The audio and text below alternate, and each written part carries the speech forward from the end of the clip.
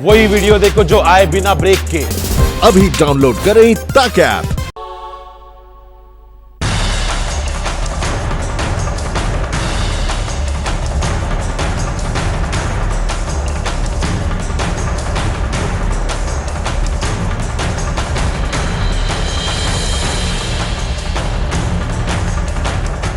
मैं आपको ये कहता हूं कि हम दहशतगर्दी की भी बात करने के लिए तैयार हैं।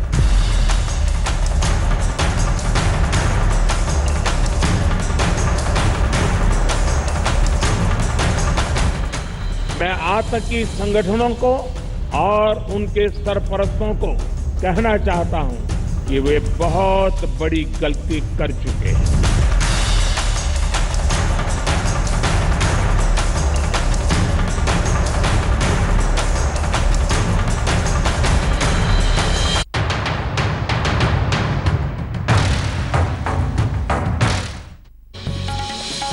नमस्कार, आपके साथ मैं हूं मीनाक्षी कंडवाल।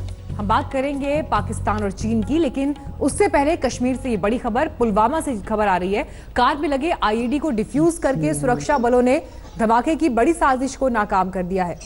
सेना, पुलिस और सीआरपीएफ ने डिफ्यूज करके धमाके को तो रोक दिया, लेकिन सवाल कई खड़े हो रहे हैं। क्या फिर से पुलवामा में सुरक्षा बलों के खिलाफ साजिश रची जा रही थी? विस्फोटकों से लदी कार पर टू व्हीलर की नंबर प्लेट लगी थी, तो क्या पुलवामा पार्ट 2 की योजना आतंकी संगठन बना रहे थे? फिलहाल धमाके की साजिश में सेंध लगा दी गई है, लेकिन तह तक पहुंचना अभी बाकी है। कुछ देर पहले की ये तस्वीरें अभी आपको हम दिखा रहे हैं। बारूद लगी कार पर नंबर था टू व्हीलर का, और ये ऐसे सवाल हैं जो इस वक्त इस घटना के बाद खड़े हो रहे हैं कि बेशक सुरक्षा बलों ने इस घटना को, इस साजिश को नाकाम कर दिया, लेकिन अगर ऐसा नहीं होता तो फिर इसके परिणाम क्या हो सकते थे? भीषण धमाका वहां पर। सुरक्षा बलों ने कार से आईईडी को बरामद किया। पुलवामा की ये घटना आपको जो इस वक्त हम बता रहे हैं, पुलिस और सीआरपीएफ की ये साझा कार्रवाई रही, सेना, पुलिस और सीआरपीएफ की, जिसमें सेंट्रो कार में ये आईडी लदा हुआ था और नंबर लगी थी, एक नंबर प्लेट थी एक टू व्हीलर की। ये देखिए, आपको हम इस वक्त दिखा भी रहे हैं। सेंट्रो कार में जो ये आप नंबर प्लेट देख रहे हैं, ये कार का नंबर प्लेट नहीं था, टू व्हीलर का नंबर प्लेट था, और इसी कार में विस्फोटक जो है वो मौजूद था। अशरफ वानी इस वक्त मौजूद है और जानकारी के साथ हमारे साथ। अशरफ, बेशक इस घटना को, इस हमले को नाकाम कर दिया है सुरक्षा बलों ने, लेकिन ये घटना अपने पीछे कई सवाल बाकी छोड़ गई है। क्या हम उम्मीद कर सकते हैं कि अब जैसे जैसे दिन आगे बढ़ेगा, किसी तरह का इस पर कोई प्रेस कॉन्फ्रेंस, कोई प्रेस ब्रीफिंग, की आखिर क्या हुआ था, हो सकती है सुरक्षा बलों की तरफ से, सेना की तरफ से?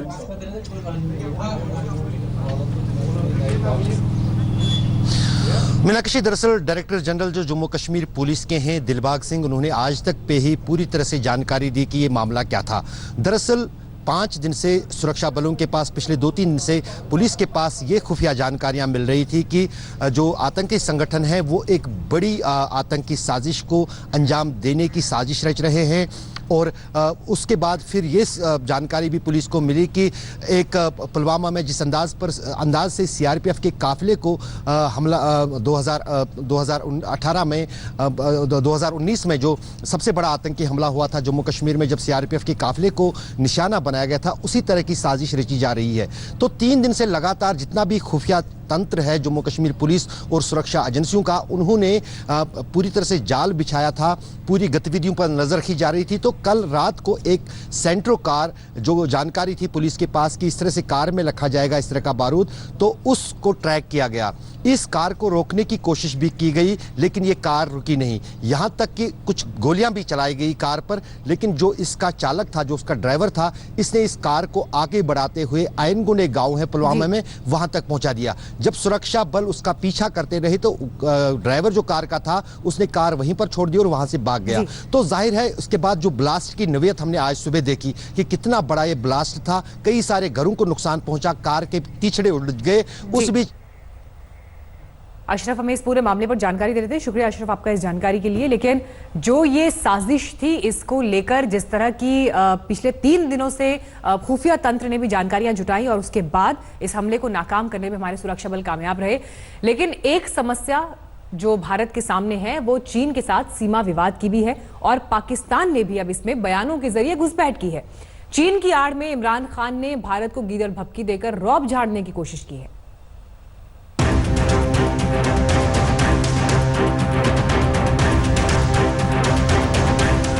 इसे कहते हैं अब ऊंट आया पहाड़ के नीचे।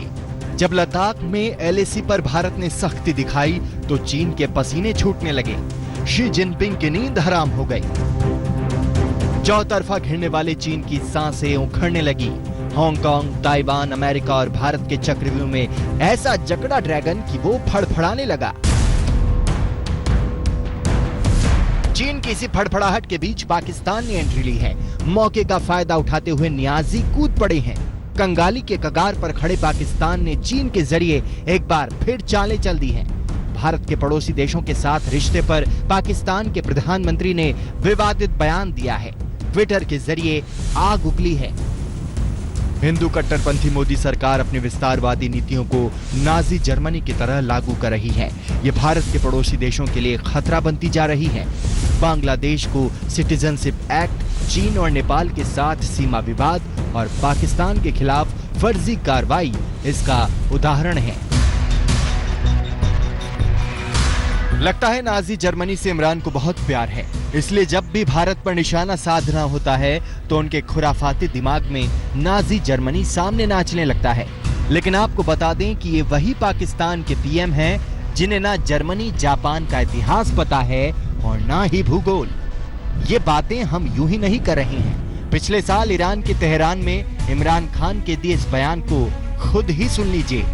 Germany and Japan killed millions of their civilians until after the Second World War they decided that they would have on the border region of Germany and Japan, they had joint industries. So now there's no question of them ever having bad relationship because their economic interests are tied together. Imran के इस बड़बोलेपन पर पूरी दुनिया में पाकिस्तान की फजीहत हुई, लेकिन ये अपनी हरकतों से बाज नहीं आने वाले। कोरोना के संक्रमण काल में अपने ही मुल्क में किरकिरी करा चुके इमरान ने पड़ोसी मुल्कों के साथ भारत के रिश्ते का राग छेड़कर मामलों को डाइवर्ट करने की कोशिश की है। पिछलग्गू पाकिस्तान चीन की आड़ में अपनी नापाक साजिश को अंजाम देने की फिराक में है। As far as Pakistan is concern, उसका कोई भी वजूद नहीं है। फाइनेंशियली आज वो बैंकरप्ट है, कटोरा लेके चल रहा है। $115 बिलियन का उस पर कर्जा है। तो जो भी बात ये बोलता है इंटरनेशनल कम्युनिटी उसके ऊपर कोई ध्यान नहीं देती और वो एक प्रकार से डिप्लोमेटिकली और पॉलिटिकली अकेला पड़ गया है। तो ये जो बातचीत भारत के ऊपर लगा रहा है ये कि भारत के साथ कोई नहीं है, भारत के रिलेशन सभी पड़ोसी देशों से खराब है, वो बिल्कुल गलत है। अब सबसे बड़ा सवाल ये कि आखिर इमरान ने अपने ट्वीट में चीन के साथ बांग्लादेश और नेपाल का जिक्र क्यों किया? क्यों उसने भारत के पड़ोसी को उकसाने की चालें चली? इमरान खान को पता है कि उसकी फौज भारत की महान फौज के सामने कहीं नहीं टिक सकती। पाकिस्तान को पता है कि वह आतंकवाद की वजह से पूरी दुनिया में बदनाम हो चुका है। उसे पता है कि कोई मुल्क अब उसकी नहीं सुनने वाला। इमरान खान की साजिशों के सारे कारतूस जब फूंक गए तो उसने भारत के पड़ोसियों के जरिए पत्थर फेंकने की एक और नाकामयाब कोशिश की है। वो एक प्रकार से जो स्टेटमेंट है वो किसी हद तक वो चीन को हेल्प करने के लिए है। भारत और पाकिस्तान के रिलेशन तो आप जानते ही हैं खराब हैं और पाकिस्तान इसका फायदा उठाना चाहेगा, मगर इसका कोई महत्व नहीं है। ये बिल्कुल गलत स्टेटमेंट है, इसको कोई मानता नहीं है। हमारे रिलेशन सभी देशों से अच्छे हैं, चाहे वो नेपाल हो, भूटान हो, श्रीलंका हो, बांग्लादेश हो। चीन, बांग्लादेश और नेपाल को उकसाने से पहले इमरान अपना होमवर्क कर लेते तो बेहतर होता। अपने इतिहास को खंगाल लेते तो ठीक होता। अपने गिरेबां में झांक लेते तो शायद उन्हें कुछ सीखने को मिल जाता। लेकिन कहते हैं काले विपरीत बुद्धि, सो पाकिस्तान के सिर पर विनाश की तलवार लटक रही है। जिस चीन के पीछे छुपकर पाकिस्तान भारत को नुकसान पहुंचाने का ख्वाब पाल रखा है, उसी चीनी पैक के जरिए उनके मुल्क को गुलाम की तरह बना दिया है। हाल ही में एक रिपोर्ट में इस बात का खुलासा भी हुआ कि चीन के उद्योगपतियों ने पाकिस्तान को सीपैक के बहाने $630 मिलियन अमेरिकी डॉलर की चपत लगा दी। जिस नेपाल के रास्ते भारत में दहशतगर्दी की फौज भेजता है, उसे भड़काकर इमरान ने सीमा पर शांति को भंग करने की अपनी पुरानी रणनीति दोहराई है। इमरान खान बांग्लादेश का किस मुंह से जिक्र करते हैं? 71 की जंग में 20 से 30 लाख लोग मौत के घाट उतार दिए गए। उनकी बर्बर सेना ने सामूहिक कब्रों की लाइनें लगा दी। दुनिया की सबसे बदनाम फौज यानी पाकिस्तानी फौज ने 2 लाख महिलाओं के साथ रेप किया। जुल्म सितम की सारी इंतहा पार करने के बाद भी पूर्वी पाकिस्तान बच नहीं सका और बांग्लादेश बन गया। इमरान और पाकिस्तान की हरकतों से पड़ोसी भी वाकिफ है, उनकी हर चाल का अंदाजा भी है। पड़ोसियों के जरिए इमरान ने कश्मीर का भी राग छेड़ा, लेकिन उसके सामने छटपटाने के सिवाय कोई दूसरा चारा नहीं। इसलिए इमरान खान को कान खोलकर सुन लेना चाहिए कि नहीं चल नहीं, उनके बदनीयत इरादे पूरे होने वाले नहीं। आज तक ब्यूरो। आज चीन की पीठ थपथपा रहा है पाकिस्तान, क्योंकि भारत के खिलाफ ड्रैगन ने मोर्चा खोल दिया है। ये वही पाकिस्तान है जो लगातार भारत के खिलाफ आतंकी हमलों की साजिश रचता रहा है। हिंदुस्तान ने उसे बार बार उसकी हैसियत दिखाई है।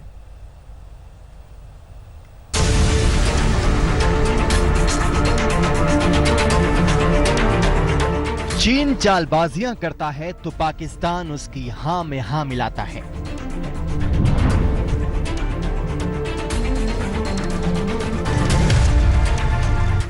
चीन बेवजह विवाद करता है तो पाकिस्तान को मजा आता है। ड्रैगन की हर बदमाशी पाकिस्तान को भाती है। पाकिस्तान ऐसा पड़ोसी मुल्क है जो सोते जागते दौड़ते भागते हर वक्त ख्वाब ख्वाब और सिर्फ ख्वाब ही देखता है। पाकिस्तानी हुक्मरान इस बात से ही खुश रहते हैं कि भारत अशांत रहे। ये कैसे चीन के साथ जारी विवाद पर इमरान ने चटखारे लिए। पाकिस्तान बेशर्मी से कह रहा है कि भारत पड़ोसियों को परेशान कर रहा है। ये उस नापाक नीच सवालियापन के संकेत से ज्यादा कुछ भी नहीं। पूरी दुनिया जानती है उस पाकिस्तान का सच। हिंदुस्तान के खिलाफ जहर उगलने वाला ये मुल्क बंटवारे के बाद से मुकाबले की औकात नहीं, आमने सामने की। वो अंजाम जानता है। उसे पता है कि आर पार की लड़ाई में हिंदुस्तान के जवान उसकी एक एक इंच नाप डालने की कुव्वत रखते, लेकिन वो अपनी आदतों से बाज नहीं आता। पाकिस्तान की जमीन आतंकियों के लिए हमेशा के लिए ISI और सेना की शह पर पाकिस्तान की सरकारें बदलती रही हैं, लेकिन भारत के खिलाफ उनका एजेंडा कभी नहीं बदला। जब भी अब तक पड़ोसी मुल्क हमेशा कश्मीर पर गिद्ध की तरह नजर गड़ाए रहा है। उसने घाटी को अशांत करने की कोशिश की, वहां हिंसा फैलाना चाहा। खुद कंगाली की राह पर है पाकिस्तान, लेकिन फंडिंग कर पत्थरबाजों को उकसाया, जिन्होंने भारतीय सुरक्षा बलों को टारगेट किया। लाइन ऑफ कंट्रोल पर बेवजह गोलियां बरसाईं, रिहायशी इलाकों को टारगेट किया। अपनी जमीन से आतंकियों की घुसपैठ भारतीय सीमा में कराई, उन दहशतगर्दों से हमले कराए। लेकिन जांबाज जवानों ने हर बार उन हिमाकत का ऐसा माकूल जवाब दिया है कि पाक तिलमिला कर रह गया है। शहादत हो गई थी। वो तारीख थी 14 फरवरी 2019। उसके चंद रोज बाद ही हिंदुस्तान ने अपने अंदाज में इंतकाम की असल परिभाषा समझाई। में आतंकियों के अड्डों को मिट्टी में मिला दिया था। हिंदुस्तान ने ऑपरेशन बालाकोट से पहले ही बता दिया था कि पाकिस्तान बहुत बड़ी गलती कर बैठा है। मैं आतंकी संगठनों को और उनके सरपरस्तों को कहना चाहता हूं कि वे बहुत बड़ी गलती कर चुके हैं। बहुत बड़ी कीमत उनको चुकानी पड़ेगी। पाक के नेताओं की जुबान पर रची बसी है। कभी नवाज शरीफ ने सत्ता में रहते मारे गए हिजबुल कमांडर बुरहान वानी को कश्मीर का युवा नेता बताया था।